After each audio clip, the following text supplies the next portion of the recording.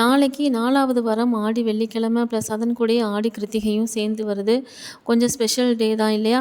சரி, நிறைய பேர் நிறைய குழப்பத்தில இருப்பீங்க. அதாவது கேலண்டரில பார்த்தீங்கன்னா, இன்னைக்கு தான் வந்து ஆடி கிருத்திகைன்னு போட்டிருக்கு. அதனால என்ன பண்ணலான்னு யோசிச்சுட்டு இருப்பீங்க.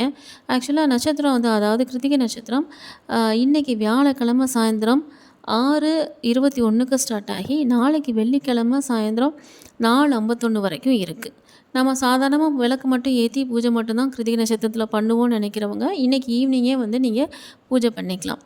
இல்ல நாங்க விரதம் இருந்து பூஜை பண்ணுவோம் அப்படின்னு நினைக்கிறவங்க, நாளைக்கு தான் நீங்க பண்ண முடியும். ஏன்னா, ஒரு நாள் ஃபுல்லா வர்ற மாதிரி இருக்கு நாளைக்கு தான். ஸோ நாளைக்கு பிரம்ம முகூர்த்தத்தில நீங்க வெள்ளன எந்திரிச்சு குளிச்சு உங்க பூஜை ரூம்ல விளக்கேத்தி, சாமிக்கு நீங்க படைக்கிறதெல்லாம் படைச்சிட்டு, நீங்க உங்களுடைய விரதத்த நீங்க ஸ்டார்ட் பண்ணிக்கலாம்.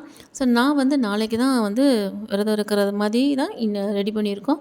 ஸோ இன்னைக்கு வந்து நாங்க அதனால மதியமே வந்து வீட்டெல்லாம் நல்லா க்ளீன் பண்ணி மாப்பெல்லாம் போட்டு வீட நல்லா சுத்தப்படுத்தியாச்சு. ஸோ நாளைக்கு காலையில பிரம்ம முகூர்த்தத்தில விரதத்த ஸ்டார்ட் பண்ணிடலாம். பாய்.